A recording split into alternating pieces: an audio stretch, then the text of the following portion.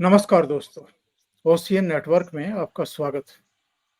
कल देर रात जब मैं सोने की तैयारी कर रहा था, अचानक कलकत्ता से आरजी आर कॉलेज से मेडिकल कॉलेज से हिंसा की खबरें आनी शुरू हो गई और सोशल मीडिया पर इतनी तेज गति से वीडियो आ रहे थे वहां के। और ये जानकारी मिली कि करीब 1000 गुंडे कैंपस में घुस आए हैं और जहां पर पिछले कई दिन से डॉक्टर्स, जूनियर डॉक्टर्स, अप्रेंटिस करने वाले ट्रेनीज धरने पर बैठे हुए थे शांतिपूर्ण तरीके से अपनी अपनी मांगों के समर्थन में। वहां पर आकर के भी उन्होंने उन सबसे जम करके मारपीट की।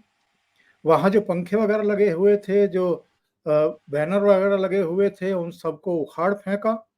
इसके बाद वो कैंपस के अंदर घुस गए, वहां पर जम करके तोड़फोड़ की गई और ये सिलसिला जो है वो 1 डेढ़ घंटे तक तो वहां चला ही होगा। इसके बाद कुछ ऐसे सीसीटीवी फुटेज भी हमारे सामने आने शुरू हुए, जब ये लोग किसी ओपन ट्रक में और बसों में भर करके वापस लौट रहे थे। इसका मतलब ये है कि इनको वहां तक ट्रक और बसों के जरिए और दूसरे व्हीकल्स के जरिए पहुंचाया गया था। कौन थे पहुंचाने वाले? जितनी जल्दबाजी में कल रात अभिषेक बनर्जी का ट्वीट आया और जिस तरह की साफ सफाई आज ममता बनर्जी ने इस घटना के करीब 14-16 घंटे बाद मीडिया के सामने आकर के देने की कोशिश की, बल्कि सफाई भी नहीं दी है। ये कहा है कि इसके पीछे, यानी कल रात की हिंसा के पीछे वाम और राम का हाथ है। इस तरह की हिंसा के साथ अगर भगवान राम का नाम कोई चीफ मिनिस्टर जोड़ रही है, तो आप ये समझ सकती हैं कि वो किस हद तक गिर करके पॉलिटिक्स खेल रही हैं।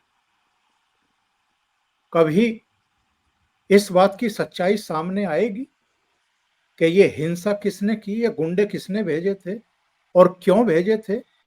इन सब सवालों के जवाब तलाश करने के लिए चलते हैं। मेरे साथ वरिष्ठ पत्रकार अनुपम मिश्रा जी जुड़ रहे हैं, उन्हीं से समझने की कोशिश करते हैं। अनुपम जी, बहुत स्वागत है आपका। नमस्कार। नमस्कार नमस्कार सर। अनुपम जी, कल रात जो हुआ है, इसके पीछे मकसद क्या था? और बहुत सारे लोगों का कहना यह है कि चूंकि कलकत्ता हाई कोर्ट ने इस केस की इंक्वायरी सीबीआई के सुपुर्द कर दी थी और ये आरोप भी लग ही रहे थे अलग अलग दलों की तरफ से। अब तो राहुल गांधी भी खुल करके कह रहे हैं कि जो असली अभियुक्त हैं उनको बचाने की कोशिश हो रही है। तो सबूत नष्ट करने के लिए ये भीड़ अंदर घुसी और इस आंदोलन जो पूरे राज्य में फैलना शुरू हो गया था और राज्य के बाहर भी बदनामी हो रही थी, सवाल खड़े हो रहे थे, उससे डाइवर्ट करने के लिए क्या ये सब तमाशा किया गया? देखें साहब, चलिए इस पे हम लोग कर लेते हैं और कि अ, ममता ने कर दी, लेकिन बात साहब भारत सरकार कब चलेगी इस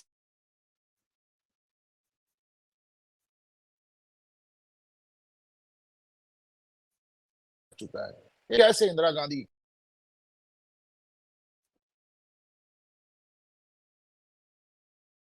अनुपम जी का संपर्क हमसे कटा है। मुझे लगता है कि कुछ नेटवर्क की प्रॉब्लम है। मैं वापस सर हाँ अनुपम जी, कुछ बताता नेटवर्क हूँ। की प्रॉब्लम थी हाँ, शायद जी। ये ताश के पत्तों की तरह बात को समझी कि डिक्टेटर और ये सब और कसाई, ये सब जो उनके साथ तमगे हैं वो लगे रहेंगे। उनको जो वो एक जो एक राजधर्म निभाना है, जो सेंगोल लेके वो गए हैं पार्लियामेंट में, जो राजदंड का पीक है, उस राजदंड का प्रयोग कब होगा? क्योंकि आप मान के चलें कि ममता ममता बनर्जी के काल में शायद एक महीना भी ऐसा नहीं गुजरा होगा जब वो राष्ट्रपति शासन लगाने के एकदम उपयुक्त ना हो। हाईकोर्ट कह चुकी है, गवर्नर कह रहे हैं, मीडिया कह, पब्लिक कह रही है। देखें, आपको 18 लोकसभा सीट मिली थी, वहां 18 से 12 पे आप सिर्फ इसलिए आ गए कि वहां के लोग चाह रहे हैं और वो आपसे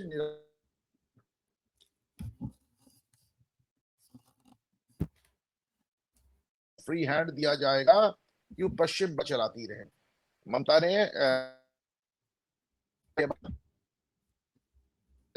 देख लीजिए आपके राज्यों में क्या हो रहा है।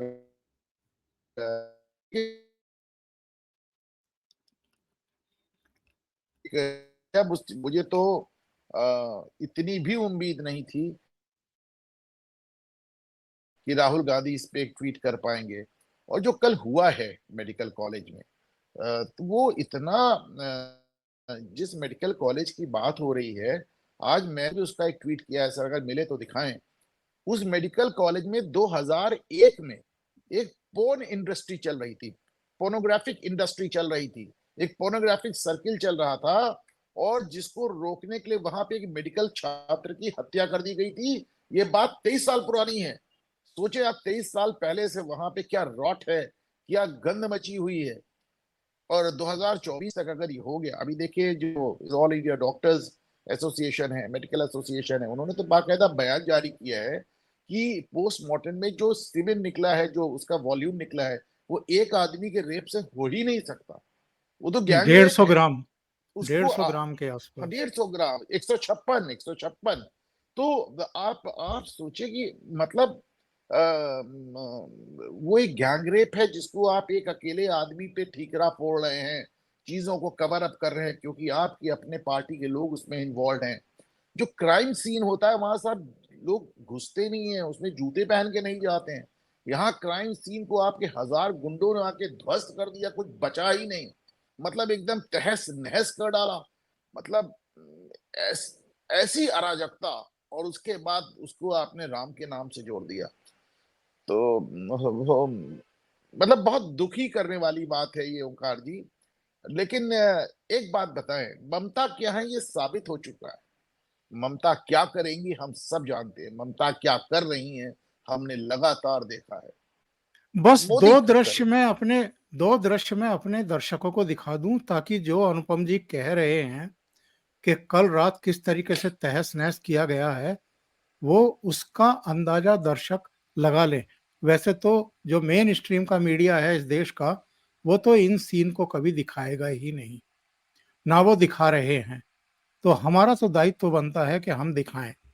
ये जो 1000 की भीड़ थी गुंडों की, ये किस तरह घुसी है, पहले तो जरा ये सीन आप लोग देख लीजिए।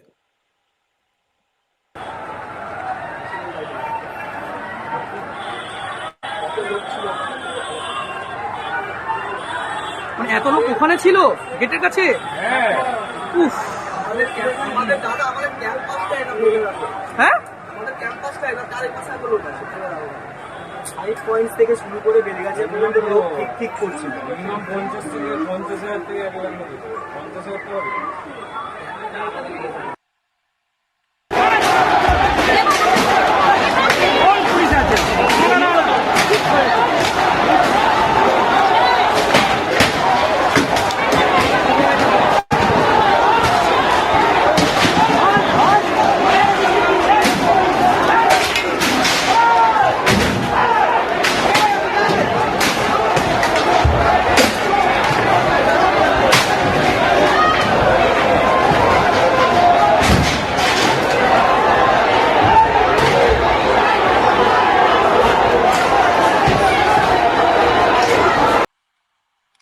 इन दो वीडियो से दर्शकों को अंदाजा हो गया होगा कि किस हाई लेवल की गुंडागर्दी वहां पर हुई है मेडिकल कैंपस के भीतर, जहां पर ये डॉक्टर्स शांतिपूर्ण तरीके से धरना और प्रदर्शन कर रहे थे। और क्यों कर रहे थे? क्योंकि इनके बीच की ही एक ट्रेनी डॉक्टर दूसरे साल की ट्रेनी डॉक्टर के साथ बहुत बर्बरता, क्रूरता के साथ जब 36 घंटे की ड्यूटी देने के बाद वो थकी हारी नींद की आगोश में चली गई तो दरिंदगी की गई।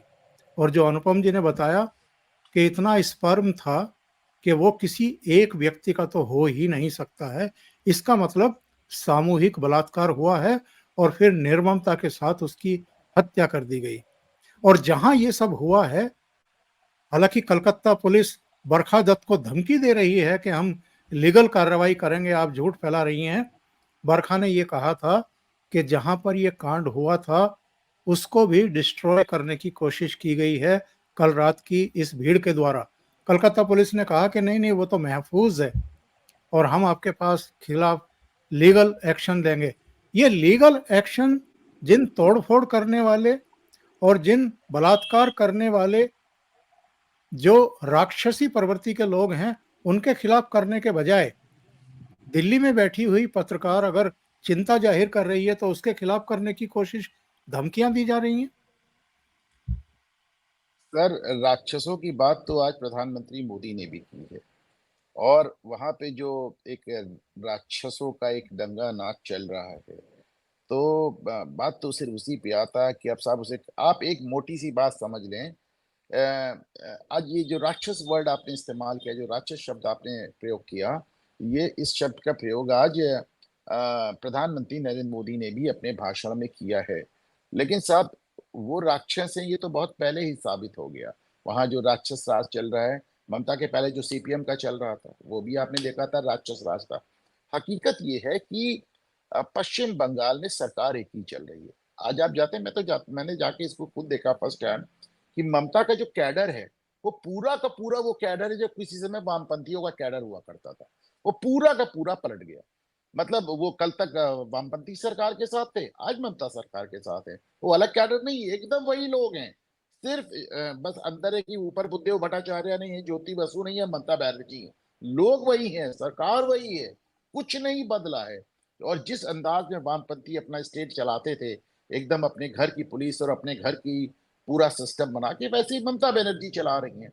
समय आ गया है कि बंगाल में अगर परिवर्तन नहीं हुआ, देखिए ममता बनर्जी कुछ मायनों में तो वामपंथियों से भी आगे। देखिए ये आई कैसे, इन्होंने सिर्फ ये साबित किया कि ये वामपंथियों से ज्यादा वाम है, ये लेफ्टिस्ट से ज्यादा लेफ्ट है। और कुछ ऐसा वहां लेफ्टिज्म का एक टेस्ट लगा हुआ है वहां की जनता को कि उन्होंने वामपंथियों की जगह ममता को ले लिया। ममता बनर्जी ने विपक्ष में रहते हुए भी जो तमाशे किए थे हमें याद है, वो सिंगरूड का याद है, वो टाटा मोटर्स का याद है। तो उनका तो एक जो एक जैसे अराजकता का वो एक नंगा नाच वहां पे हो रहा है, वो ममता के विपक्ष में रहते हुए भी हुआ और ममता के शासन सत्ता में रहते भी हुआ। आप ममता को नहीं रोक सकते ये सब करने से। आप अभिषेक बनर्जी को एक एक्स्ट्रा कॉन्स्टिट्यूशनल पावर बन के उस राज्य को रौंदने से नहीं रोक सकते आपको। और आप बोल भी सिर्फ इसलिए रहे उनका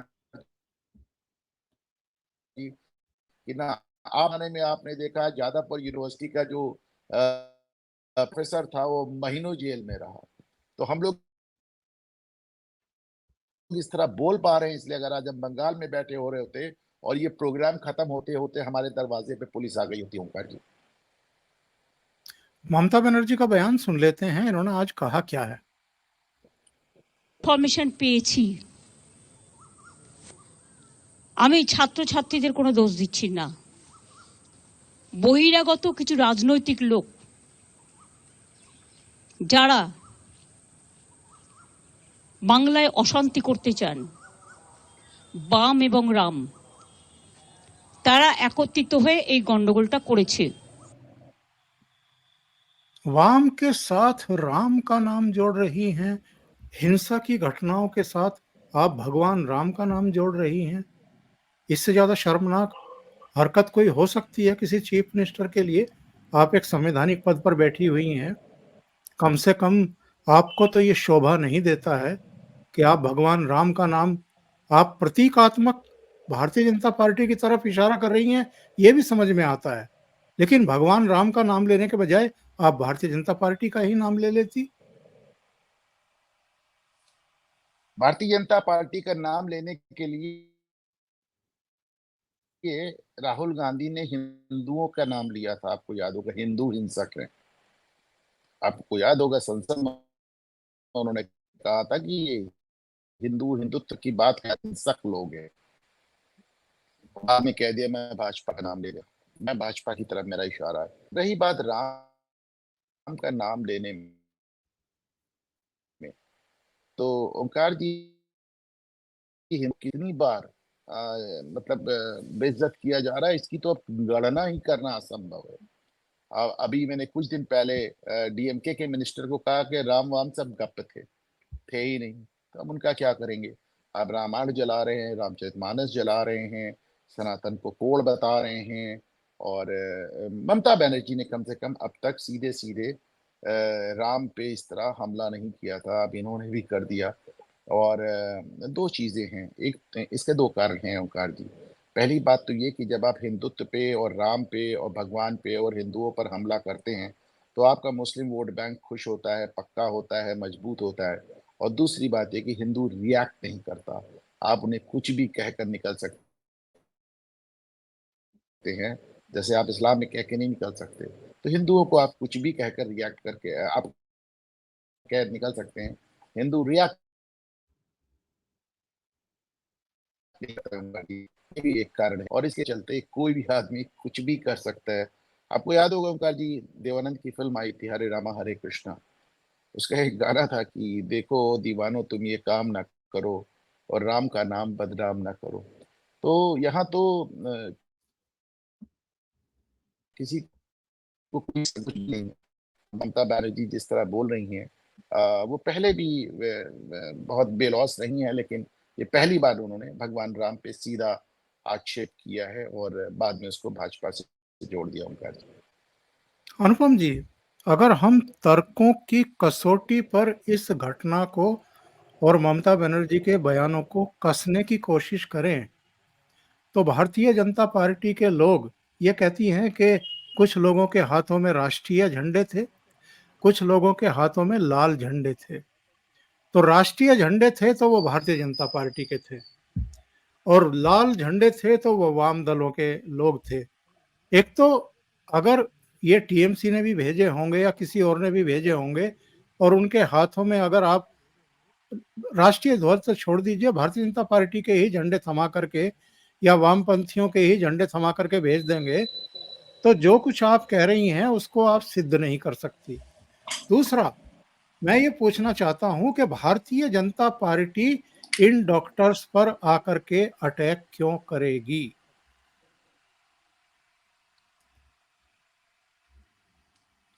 अब इसका कोई सेंस नहीं है, कोई भी सेंस नहीं है जो ममता बनर्जी कह रही हैं। मतलब खुलेआम आपके गुंडे वहां आके तमाशा कर रहे हैं, क्राइम सीन को खराब। देखिए, पहले ममता बनर्जी ने हाई कोर्ट में इस बात को बहुत अपोज किया कि साहब ये जो मामला है ये किसी भी हालत में सीबीआई को ना सौंपा जाए। अब जब सीबीआई को सौंप दिया गया तो कह रही हैं कि हम सीबीआई के खिलाफ धरना देंगे, अगर एक दिन में 2 दिन में आपने इसको सॉल्व नहीं किया तो हम धरना देंगे, इस तरह की बातें। फिर आपके गुंडे आके वहां पे तमाशा कर रहे हैं। और आप सबको मालूम है ओंकार जी कि बंगाल में गुंडागर्दी कौन कर सकता है और कौन नहीं कर सकता है, वो बहुत क्लियर है। और तीसरी बात, भारतीय जनता पार्टी को मतलब उस एजिटेशन को, डॉक्टर्स के उस एजिटेशन को नष्ट करके, ध्वस्त करके मिलेगा क्या ओंकार जी? वही व्हाट इज मैं दे पूछ रहा गेट? हूं कि भारतीय जनता पार्टी क्यों अटैक करेगी डॉक्टरों पर जाकर के? मतलब ये एकदम सेंस के बाहर की चीज है। इससे इससे उनको हासिल क्या होगा? जो एजिटेशन हो रहा है वो तो ममता सरकार के खिलाफ हो रहा है ना, तो उसको भारतीय जनता पार्टी उस प्रदर्शन को नष्ट करने का प्रयास क्यों करेगी? लेकिन ये है कि साहब जो बोलना है बोल दिया, अब आप सोचते रहिए कि सही क्या है और गलत क्या है। अब आते हैं मूल सवाल पर। देखिए, हमने पिछले कई सालों में वहां बार बार हिंसा देखी है। जब विधानसभा चुनाव के नतीजे आए थे तब भी हमने देखा है कि क्या हुआ था। जगदीप धनखड़ को जो पलायन कर गए थे परिवार, उनके पास जाने के लिए सेंट्रल गवर्नमेंट से हेलीकॉप्टर मंगाना पड़ा था, और तब वो वहां तक गए।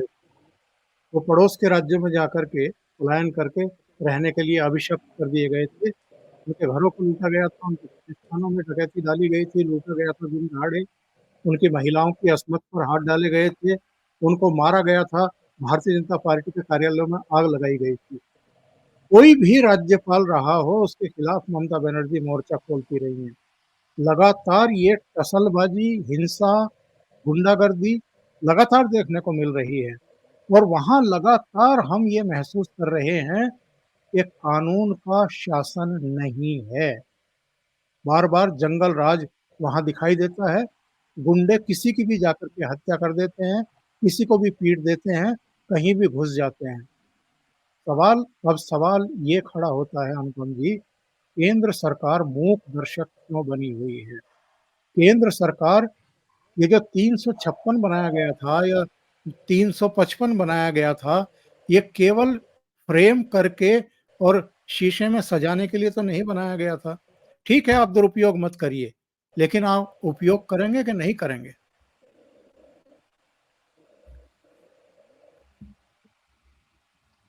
देखिए, पहली बात, लोगों को पीटने तक बात नहीं है ओंकार जी। वहां तो सीबीआई के अधिकारी गिरफ्तार हो जाते हैं, वहां तो गवर्नर का रास्ता रास्ते में रोक लिया जाता है, वहां तो ईडी वालों का सर फोड़ दिया जाता है, सीआरपीएफ वाले साथ जाते हैं, उनपे हमला हो जाता है। ममता बनर्जी जब भारतीय फौज बंगाल से गुजर के चाइना बॉर्डर की तरफ जाती है, तो भाई जाहिर सी बात है बंगाल से गुजरना जरूरी हो जाता। तो कहते हैं भारत ने बंगाल पे हमला कर दिया है। वो कहते हैं कि हम चाहते हैं कि भारत से हमारे अच्छे रिश्ते रहें। वो अपनी समझ में एक अलग देश चला रही है ओंकार जी। वो कहती है हम हाईकोर्ट का आदेश नहीं मानेंगे, वो कहते हैं हम गवर्नर का आदेश नहीं मानेंगे, वो कहती है हम केंद्र अगर कोई भी कानून पार्लियामेंट में पास कर देगा CAA, हम उसको अपने यहाँ लागू नहीं होने देंगे, एनआरसी लागू नहीं होने देंगे। वो कहते हैं संसद में जो कानून पास होगा उसको हम अपने राज्य में लागू नहीं होने देंगे। उनके राज्य में लगातार फर्जी आधार कार्ड बन रहे हैं, बस उनको बस अपनी मुद्रा, अपनी करेंसी चलाना बाकी है। अगर ये और वो कर दे तो उनका पूरा एक स्वतंत्र राष्ट्र बन जाएगा। रही बात इसकी कि साथ भारत सरकार क्या कर रही है, तो मैं बार बार याद दिलाता हूं कि 125 बार 356 इस्तेमाल हुआ, 125 बार सरकारें हटाई गई हैं, गिराई गई हैं। दुरुपयोग क्या होता है मैं बताता हूँ। दुरुपयोग ये होता है कि उत्तर प्रदेश में जब बाबरी ढांचा गिरता है, तो उत्तर प्रदेश के साथ मध्य प्रदेश, राजस्थान, सारी सरकारें बर्खास्त हो जाती हैं, जिनका कोई लेना ही देना नहीं। राजस्थान आप सोचिए, जिसका बॉर्डर तक हमारे साथ टच नहीं करता, जिसकी सीमा तक हमारे से टच नहीं करती, वो भी सरकार बर्खास्त हो जाती है। ये होता है दुरुपयोग। दुरुपयोग ये होता था कि किसी किसी मुख्यमंत्री से इंदिरा गांधी के पीए नाराज हो जाते तो सरकार चली जाती थी। ये होता था दुरुपयोग। वहां 1980 1980 में जब इंदिरा गांधी की वापसी हुई थी, 10 से ज्यादा राज्य सरकारों को बर्खास्त कर दिया गया था। सोचिए, लौट के आई इंदिरा गांधी जब इमरजेंसी में हार गई थी 77 में। जनता पार्टी की सरकार जब हटी, जब चरण सिंह हटे, जब 1980 में लौटी, तो तकरीबन दर्जन भर सरकारों को उन्होंने सिर्फ मुक्त कर दिया। उन्होंने कहा नहीं मैं लौट आई हूं, अब इन राज्यों में भी नए चुनाव कराने की जरूरत है। और कोई कारण नहीं बताया जाता था, सबसे बड़ी बात, no reason, no reason was given. कोई कारण नहीं बताया जाता था, कोई पूछता भी नहीं था। अच्छा, उस जमाने में जुडिशरी भी दखल नहीं देती थी, उस जमाने में जुडिशरी भी दखल नहीं देती थी। तो मेरा मानना है ठीक है, मुझे लगता है कहीं ना कहीं मोदी सरकार इसलिए भी बैकफुट पे रहती है क्योंकि अभी तक नरेंद्र मोदी ने 10 साल में एक भी कानून, एक भी ऑर्डिनेंस, एक भी बात, एक भी काम ऐसा नहीं किया जो सुप्रीम कोर्ट में चैलेंज ना हुआ। वो सांस भी लेते हैं तो सुप्रीम कोर्ट में चैलेंज हो जाता है। तो कहीं ना कहीं जुडिशरी को लेके भी वो बैकफुट पे रहते हैं। उनको लगता है कि मैं कुछ करूं और जुडिशरी पीछे रह जाए, लेकिन इससे काम नहीं चलेगा। आपको देखें ओंकार जी, आज मैं आपकी शो पे एक बात कह रहा हूँ। अ, मुझे अभी अभी फोन पे एक मैसेज आया है मेरे एक मित्र का कि साहब आज आवाज और जिसे वीडियो दोनों ही बहुत अच्छा नहीं है। हालांकि प्रोग्राम शुरू होने से पहले कुछ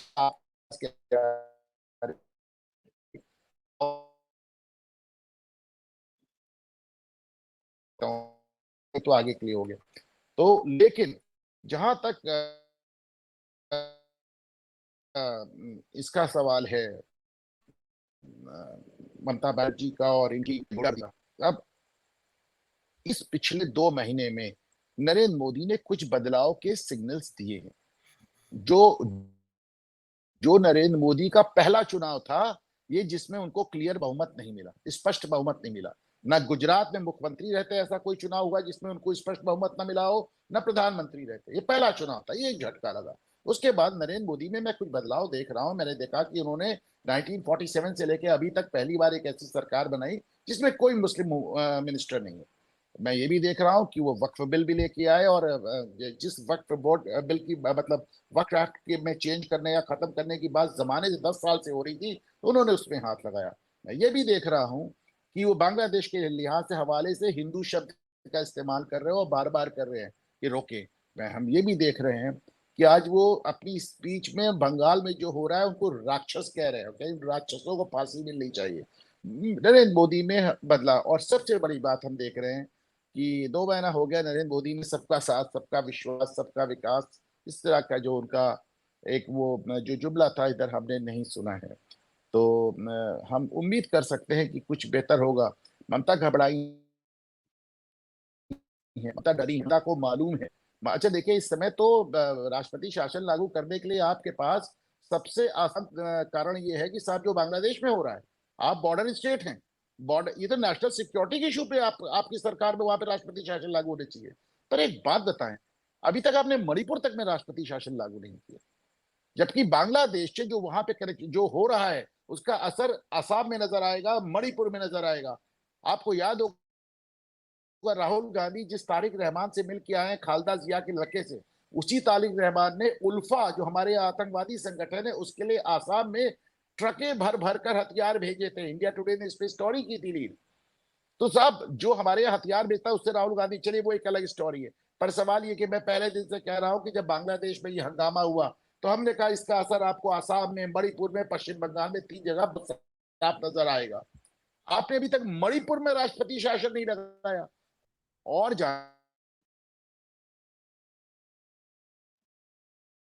जी। आपने अभी तक मणिपुर में एक परमानेंट गवर्नर, आपने मणिपुर में अभी तक परमानेंट गवर्नर पोस्ट नहीं किया। मणिपुर का जो गवर्नर है वो एडिशनल चार्ज लिए हुए हैं, एडिशनल चार्ज है। तो आपने मणिपुर मणिपुर को तुरंत राष्ट्रपति शासन दे सकता है, पश्चिम बंगाल को तुरंत राष्ट्रपति शासन दिया सकता है। ओंकार जी, मैं आपके कहने में कोई अफसोस नहीं है, कोई सोच नहीं है कि अगर ये काम नरेंद्र मोदी साहब ने करेंगे तो फिर उनको भी अफसोस होगा, उनके वोटर्स को भी अफसोस होगा और देश को भी अफसोस होगा। एक और तीसरा स्टेट है साहब, दिल्ली में भी राष्ट्रपति शासन लगना चाहिए। दिल्ली में 21 मार्च से मुख्यमंत्री जेल में बैठा हुआ है। केवल 21 दिन के लिए चुनाव प्रचार के लिए अंतरिम बेल सुप्रीम कोर्ट ने ग्रांट की थी, उसके बाद से लगातार जेल में है। यहां भी सरकार नाम की चीज नहीं चल रही है। तो इन 3 राज्यों में राष्ट्रपति शासन कब लगेगा, सब लोग इंतजार कर रहे हैं। देखिए, ये भी आप, दिल्ली भी क्लासिक केस है। आज तक ऐसा कभी नहीं हुआ कि मुख्यमंत्री है ही नहीं, जेल में पड़ा हुआ है और आप उसमें भी राष्ट्रपति शासन आने को तैयार नहीं है। तमाशा है भाई। आप मतलब आपको आप लगाइए तो कोर्ट जो करेगी वो बात की बात है, पर आप तो एक्शन लीजिए। आप हर चीज चाहते हैं कि नहीं, जो जनता है वही वहां की सरकार बदल दे, वो केजरीवाल को भी हटा दे, वो ममता को भी हटा दे। आप क्या करेंगे? आपको जो लगातार तीसरी बार प्रधानमंत्री बनाया है, आपको लगातार तीसरी बार हम सरकार में लाए हैं, तो जाहिर है आपसे भी उम्मीदें हैं। मोदी सरकार में बदलाव, मैं फिर कह रहा हूं, पिछले 2 महीने में नजर आया। ये देखना होगा कि कितना बदलाव है, क्योंकि ऐसा नहीं है कि उनमें हिम्मत की कमी है। हम लोग लगातार पिछले 20 साल से सुन रहे थे कि पाकिस्तान की सीमा क्रॉस करेंगे तो एटम बम छूट जाएगा, एटम बम फेंक देंगे। अटल बिहारी वाजपेयी ने कारगिल युद्ध में एयरफोर्स को बॉर्डर क्रॉस करने की इजाजत नहीं दी। हमारे इतने आदमी मर गए, पर उन्होंने एयरफोर्स इसलिए नहीं भेजी कि पाकिस्तान के साथ एटॉमिक वॉर ना हो जाए। लेकिन नरेंद्र मोदी ने हिम्मत दिखाई, बालाकोट में घुस गए। तो ऐसा आप नहीं कह सकते, हिम्मत की उनमें कमी नहीं है। लेकिन मुझे लगता है कि देश के अंदर किस बात का उन्हें संकोच है, मेरी समझ के बाहर है। हम उम्मीद ही कर सकते हैं ओंकार जी कि मोदी जी अपने इस संकोच से बाहर आएंगे। अनुपम जी, चलते चलते वापस बंगाल पर लौटते हैं। मैं ये जानना चाहता हूं, ममता बनर्जी का एक बयान और आया है। उन्होंने कहा है कि सीबीआई रविवार तक अपनी जांच पूरी करे, नहीं तो मैं आंदोलन करने के लिए मजबूर हो जाऊंगी। आंदोलन किसके खिलाफ करना चाहती हैं ममता बनर्जी?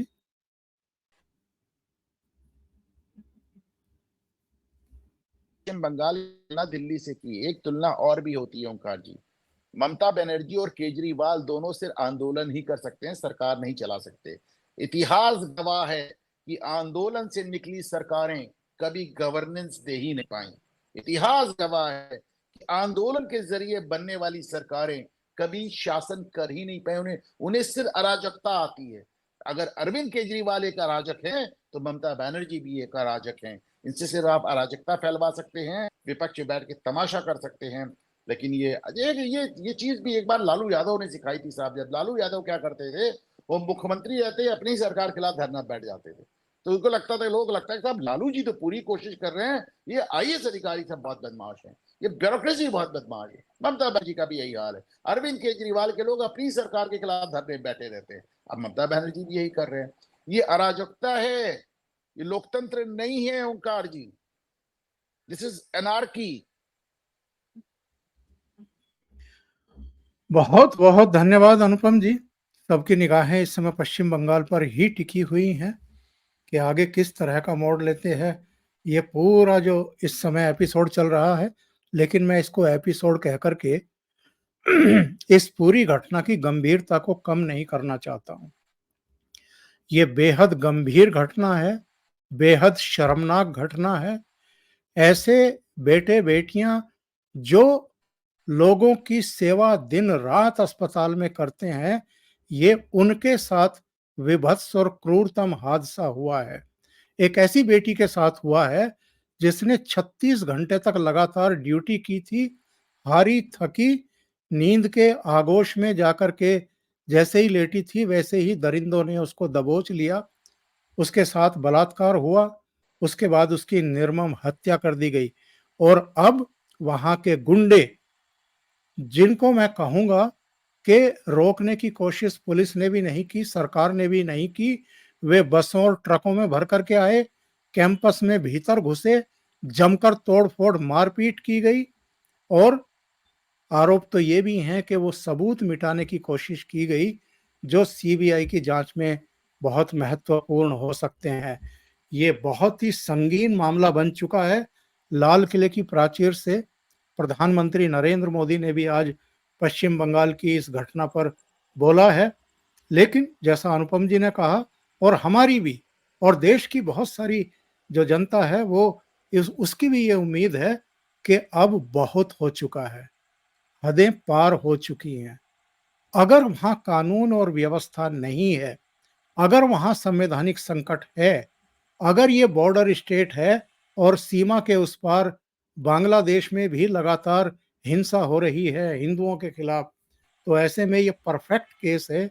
यहाँ राष्ट्रपति शासन लागू किया जाना चाहिए, ममता बनर्जी सरकार को बर्खास्त कर दिया जाना चाहिए। अनुपम जी, बहुत बहुत धन्यवाद आपका जुड़ने के लिए। Thank you so much. नमस्कार।